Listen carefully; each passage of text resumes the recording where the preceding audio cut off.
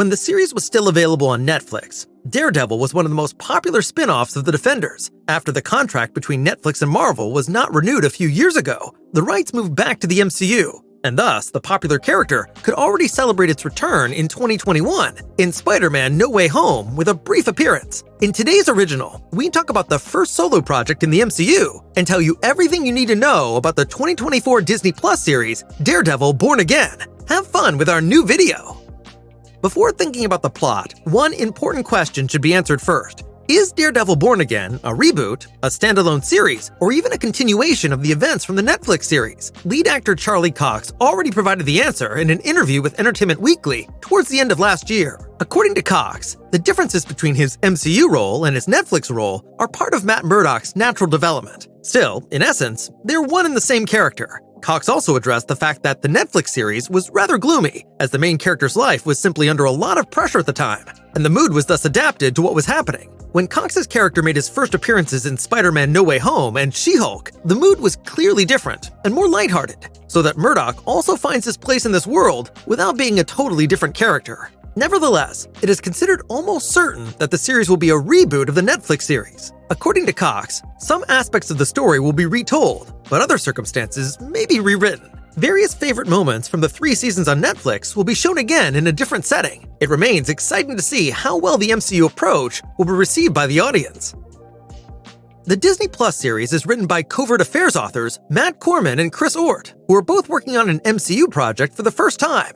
They will be supported by Naomi writer Jill Blankenship and the Flash author Green Godfrey, both of whom have already gained experience at least at Marvel's competitor DC. Dexter director Michael Cuesta will direct the pilot episode. The Day After Tomorrow writer Jeffrey Nachmanoff will also be in charge of directing. Other directors have not been revealed yet.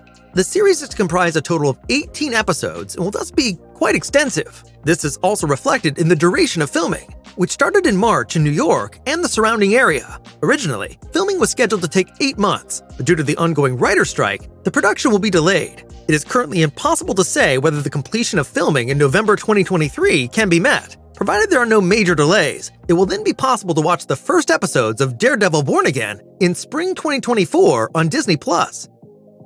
Apart from the main character Matt Murdock, who will again be played by Charlie Cox, many fans are asking themselves about other actors returning or suitable newcomers. One of the first confirmed comebacks is Vincent D'Onofrio as Kingpin, who could already be seen in the Hawkeye series released in 2021.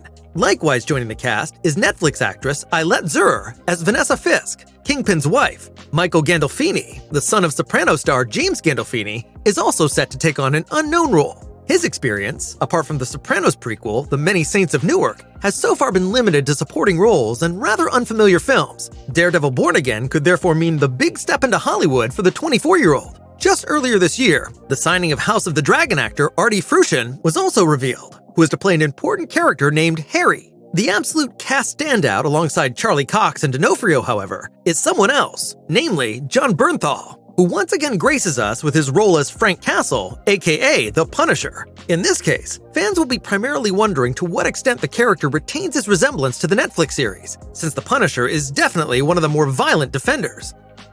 What are your wishes for the upcoming Daredevil series? Do you want a series that's as close to the Netflix one as possible, or do you want something more similar to the MCU? Feel free to let us know in the comments.